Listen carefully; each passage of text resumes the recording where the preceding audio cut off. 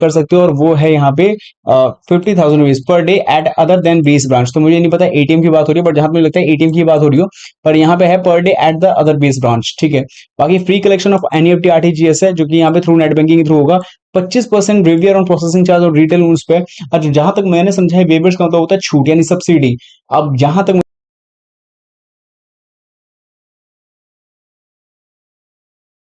तो दोस्तों, welcome to phone और यूट्यूब चैनल। ऐसे तो आपने कई बार हमारे वीडियोस में देखा होगा, जहां पे मैंने अलग अलग बैंक से किस प्रकार से पर्सनल लोन, बिजनेस खाता यानी कि करंट अकाउंट, या इसके अलावा जो है अलग अलग टाइप के पर्सनल लोन या आवेदन कैसे किया जाएगा किसी भी प्रकार के लोन को, उसके ऊपर आपने वीडियोस देखे होंगे।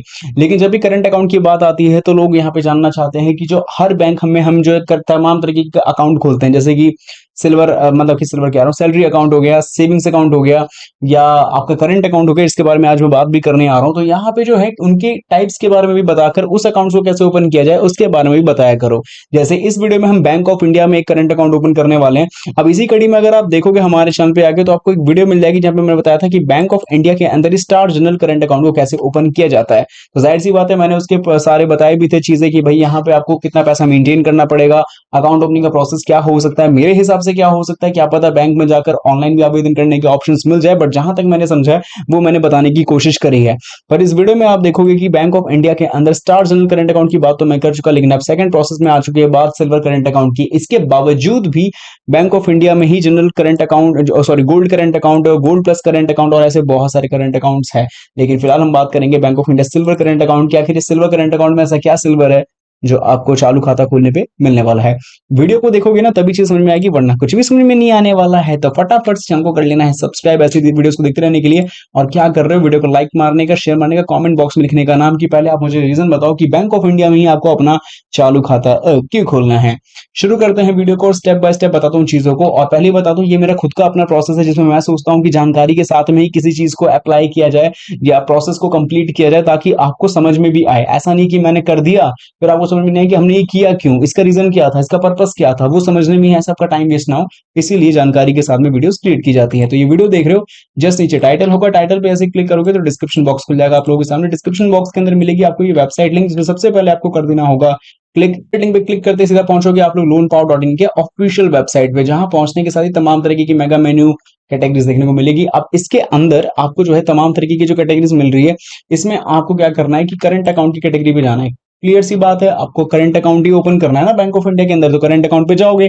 इसके बाद यहाँ पे आपको जाना है सर्च पे, और जिस बैंक में जो आपको करंट अकाउंट ओपन करना है, लाइक आप बैंक ऑफ इंडिया में करंट अकाउंट ओपन करना है, तो बैंक ऑफ इंडिया आपको डाल देना है सिंपल तरीके से। अब यहाँ हमने डाला बैंक ऑफ इंडिया, आया नहीं, चलो हमने जो है bank of India short form में डाला था, अब हम इसको डालेंगे कुछ पूरा नाम लिखकर, क्योंकि कभी कभी शॉर्ट फॉर्म में भी आया था और कभी कभी हमें पूरा नाम भी लिखने की मैंडेटरी पड़ती है। तो मुझे लगता है अब आ जाना चाहिए।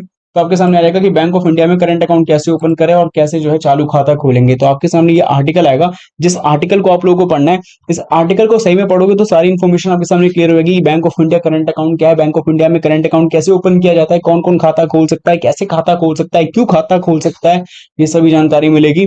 और इसीलिए मैं कहता हूँ कि यहाँ पे दी गई सभी जानकारी को आप हिंदी में भी ट्रांसलेट करके पढ़ा करो, तभी आपको चीजें सचमुच में क्लियर होगी कि भाई क्यों आवेदन करना चाहिए, क्यों करंट अकाउंट ओपन करना चाहिए। मान लो कि आप एक नॉर्मल व्यक्ति हो जो सैलरी बेसिस पे काम करते हो, लेकिन मैंने, क्योंकि आपने मेरी वीडियो देख ली या किसी ऐसे व्यक्ति की वीडियो देख ली जिसने सेविंग्स अकाउंट से ज्यादा बेनिफिट आपको करंट अकाउंट के बता दिए, और आपको ऐसा लगा कि भाई जब मैं कोई चीज अगर ओपन ही कर रहा हूं तो मैं बेहतर चीज क्यों ना ओपन करूं। अब ऐसे केस में यहाँ पे आपको सच पे पता नहीं होता कि ऑब्जेक्टिव्स यानी कि उसका ओपन करने का रीजन क्या है या वो किस उद्देश्य के लिए किया जा रहा है, वो आपको इतना जाता नहीं समझ में, क्योंकि आपको ऐसा लगता है कि नहीं बेस्ट चीज ही बता रहा होगा बंदा। लेकिन हर चीज का अपना पर्पस होता है, तो इसके हिसाब से आपको चीजों को समझ के जो है उस अकाउंट को ओपन करने के प्रोसेस को समझना चाहिए। चलिए, बातें बहुत हो गई, अब बात करेंगे कि अकाउंट को कैसे ओपन किया जाए। इसके लिए डिस्क्रिप्ट मतलब कि जो आर्टिकल देख रहे हो ना, इसी आर्टिकल के अंदर आपको विजिट का लिंक मिलेगा। या दूसरा तरीका यह है कि गूगल पे जाके आपको सर्च करना है bank of India current account, आपको दोनों ही स्टेप में मिल जाएगा। यहाँ पे आपको उनकी वेब, तो जैसे ही आप लोग bank of India current account डाल के गूगल पे सर्च करके विजिट करोगे, कुछ इस तरीके का इंटरफेस आएगा। यहाँ पे आने के साथ ही आप देखोगे तमाम तरीके के करंट अकाउंट है, और शो मोर पे आओगे तो और भी करंट अकाउंट के ऑप्शंस मिल जाएंगे। बट क्योंकि हमने पहले वीडियो में स्टार जनरल करंट अकाउंट की बात कर ली है, तो अब हम बात करेंगे सिल्वर करंट अकाउंट की, तो जिसपे करेंगे लर्न मोर के ऑप्शन पे क्लिक। अब क्लिक करने के साथ ही यहाँ पे चालू खाता के जो भी बेनिफिट्स या जो भी फायदे वो पता चलेगा। जैसे कि सबसे पहला फायदा यही है कि यहाँ पैसे का विड्रॉ एटीएम से कर सकते हो, और वो है यहाँ पे 50,000 rupees per day at other than base branch. तो मुझे नहीं पता एटीएम की बात हो रही है, बट जहां तक मुझे लगता है एटीएम की बात हो रही हो, पर यहाँ पे है per day at the other base branch, ठीक है। बाकी free collection of NEFT RTGS है, जो कि यहाँ पे थ्रू नेट बैंकिंग के थ्रू होगा। 25% वेवियर ऑन प्रोसेसिंग चार्ज और रिटेल लोन्स पे। और जहां तक मैंने समझा है, वेवियर्स का मतलब होता है छूट यानी सब्सिडी।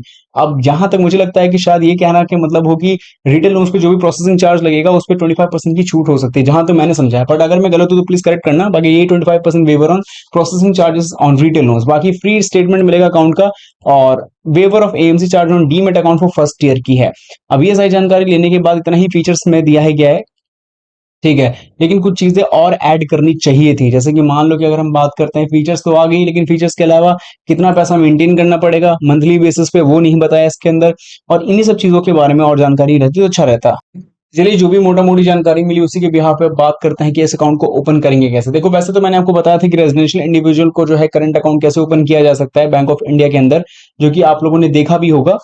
तो जहां तक बात करते हैं अकाउंट ओपनिंग फॉर्म की, तो हालांकि मुझे ये अकाउंट ओपनिंग फॉर्म जो है ऑफिशियली नहीं मिला है, बट हाँ इंटरनेट से अवेलेबल हुआ है मुझे लगा, तो मैंने सोचा आपको बता दूं। ये है बैंक ऑफ इंडिया का अकाउंट ओपनिंग फॉर्म, ठीक है।